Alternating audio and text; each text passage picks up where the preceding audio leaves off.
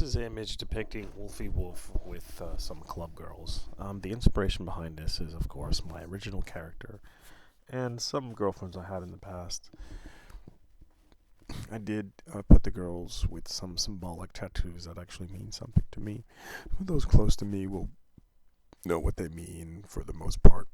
And then some of it is like absolutely random. Um,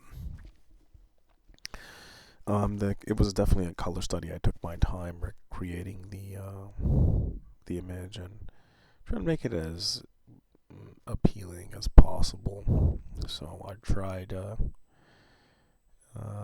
making it so that everybody can look good and the colors look good. I paid particular attention to the hands and the faces, which in art is really considered the most important parts.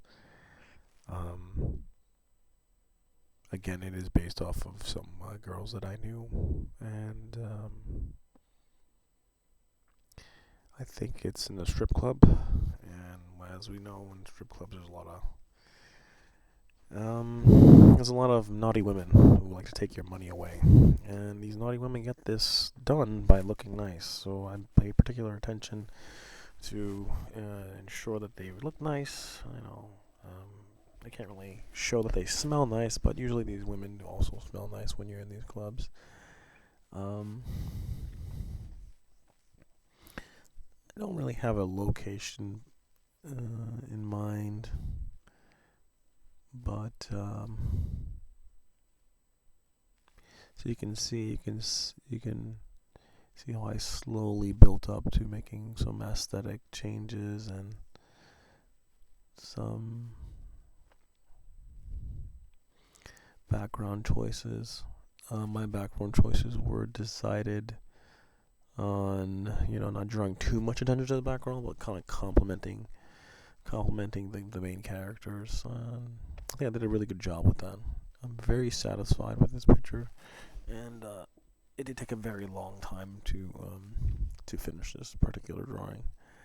I do have a couple more in mind, but as of right now, I'm just sort of like taking my time with my art so that I get good results, and my work is real. It's not AI made. It's all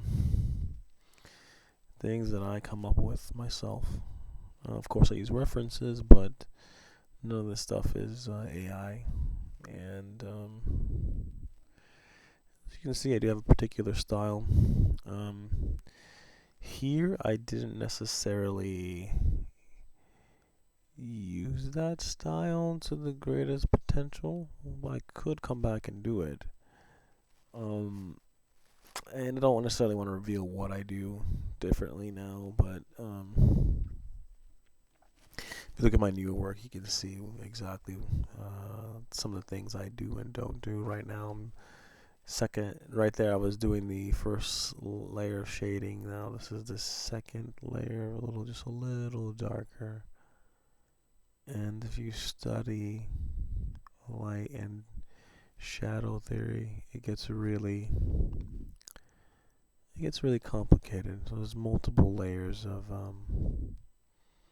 light and shadow, um, and that's what I really try to study in this version of the illustration. Is what I focused on.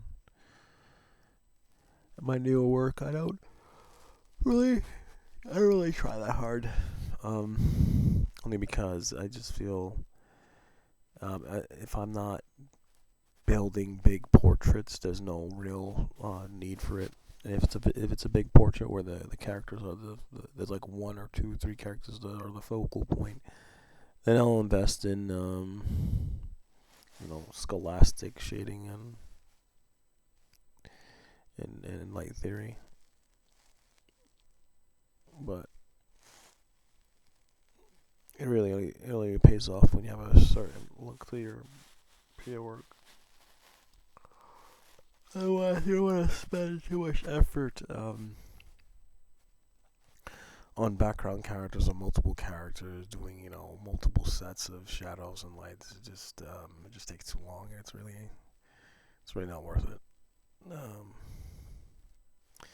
I got really nice glossy hair with this particular image by using the lasso tool, and that's what I did to get that whole nice look to it. As you can see, I'm removing the black from the characters, the black character outline. It's something you want to avoid if you want to make your painting a little more interesting. I suppose you want to avoid the unnecessary usage of black, and black usually should only be used with like gray or when you're in corners, and even then you should probably limit it because you should try to like experiment with other colors. You can get really close to black with other colors, but not use black. Stay away from white and black, essentially. So I gave the girl on the left, who's I personally like a lot more. I gave her some fangs and and some really good detail on her hair, so you can see. And if you really want to study this, all you gotta do is just pull out, the scholastic shading and um, lighting methods, and you'll get really good results just with that.